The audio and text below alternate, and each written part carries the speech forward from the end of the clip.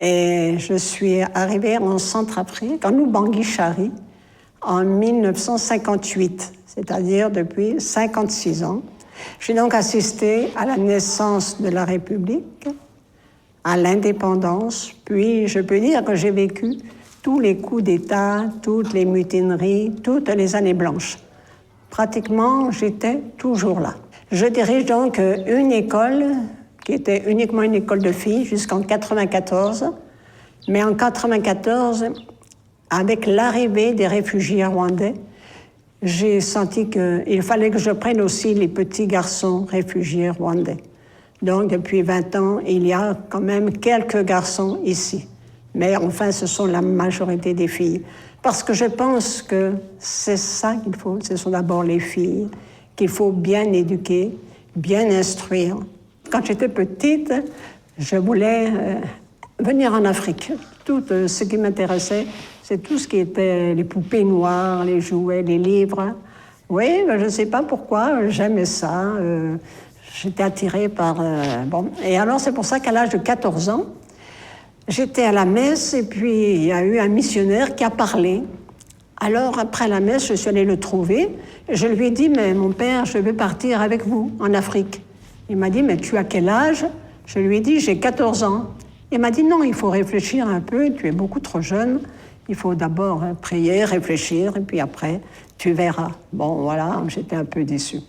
Alors, pourquoi je suis arrivée en Oubangui-Chari? Pendant le postulat et noviciat, je parlais toujours de l'Oubangui-Chari parce que l'archevêque, c'était Monseigneur Cuche-Rousset, un franc-comtois.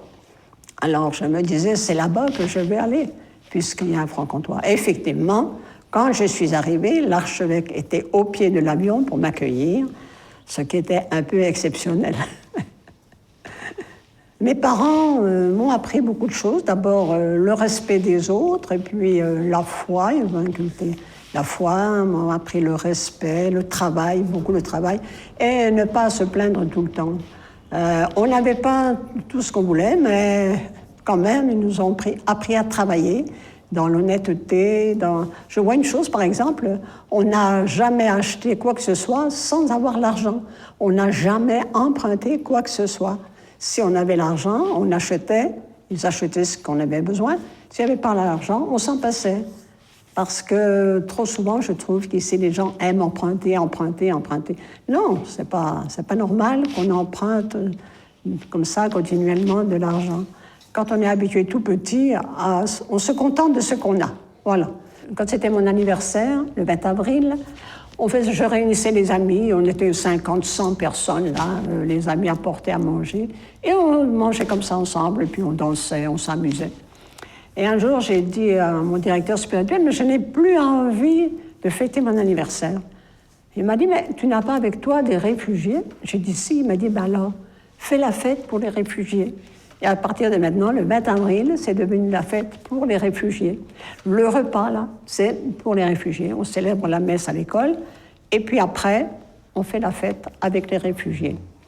Alors là, ils dansent leur danse, ils dansent très bien. Et c'est beaucoup de joie, beaucoup de bons souvenirs. Mais sans amour, on ne peut pas vivre. Hein? Et sans foi non plus. Il faut avoir la foi, croire en ce qu'on fait. Et c'est ça, on est prêt à se battre pour tout. Je vois combien de fois, quand ça allait très mal, l'ambassade de France téléphonait ma sœur, dans 1 heure, les militaires français vont venir vous chercher, ils vont vous emmener à l'aéroport et vous allez partir en France. J'ai dit, ne vous dérangez pas, je suis missionnaire, je reste. Et à l'avenir, ne dépensez pas des coups de téléphone pour m'appeler, je ne partirai pas. C'est vrai, c'est pas la peine, ça ne sert pas à rien à partir dans 1 mois, ça sera calme. Enfin, là, c'est pas calme, mais bon. Non, je ne peux pas abandonner tous ces enfants comme ça, sans raison vraiment valable. Non, ça vaut la peine de rester, de s'occuper de ces enfants. Si je pars, ça ne sera plus comme ça. Je sais bien que c'est pas moi qui fais tout ça, mais quand même, je pense qu'il faut que je reste encore un peu.